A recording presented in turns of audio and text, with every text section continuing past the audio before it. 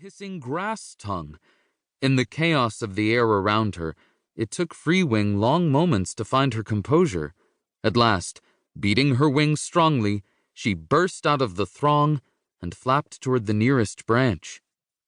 She perched there, trembling with fury, as the storm of tiny black wings passed. Of course, the bats were not attacking her. They were not even interested in her. But what had possessed them to flee their dingy tunnels in the daytime? Freewing caught only snatches of their squeaking hisses, but there was little to be learned anyway. There was only fear and desperation in their voices.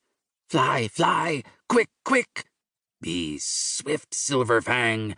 Swift and far! Soar away far!" Bewildered, Freewing watched as the cloud of bats dwindled in the distance, beyond a forested ridge of the mountain.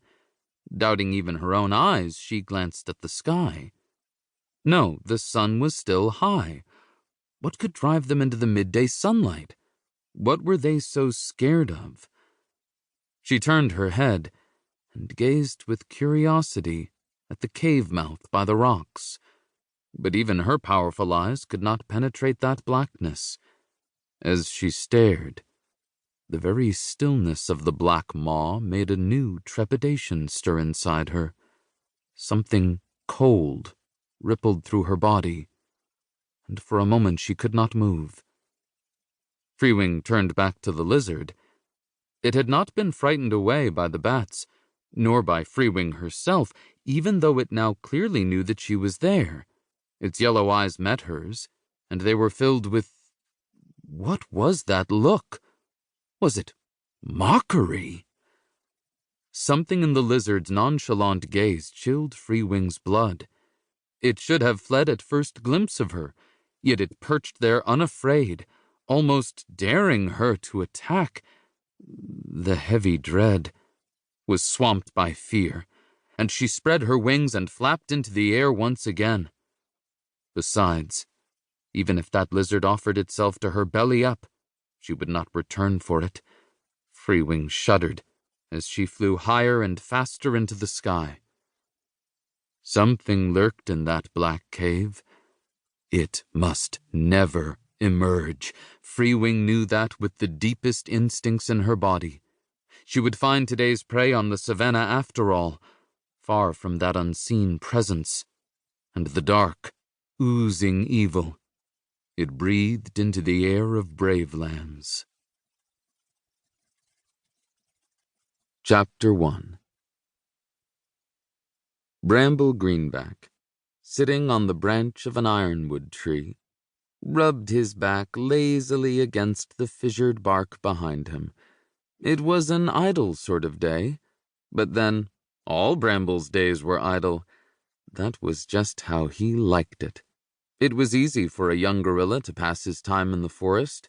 There were so many distractions to enjoy, so many pranks to play, beneath the cover of the dense green canopy.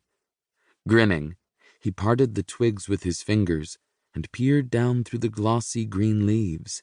Yes, Groundnut Blackback was still sitting there at the foot of the ironwood, glancing in perplexity from side to side and looking grumpy. Groundnut wasn't that bright for a senior gorilla.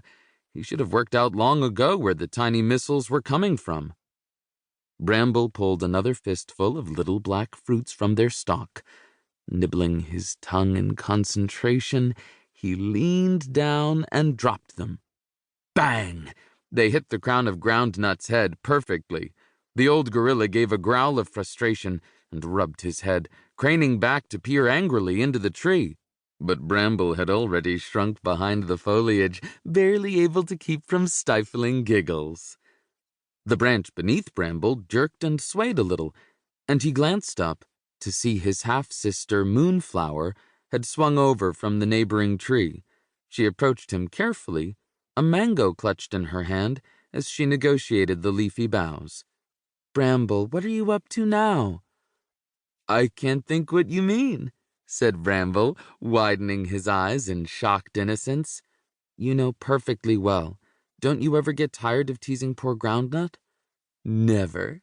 Bramble grinned mischievously. "Don't be mad at me, Moonflower.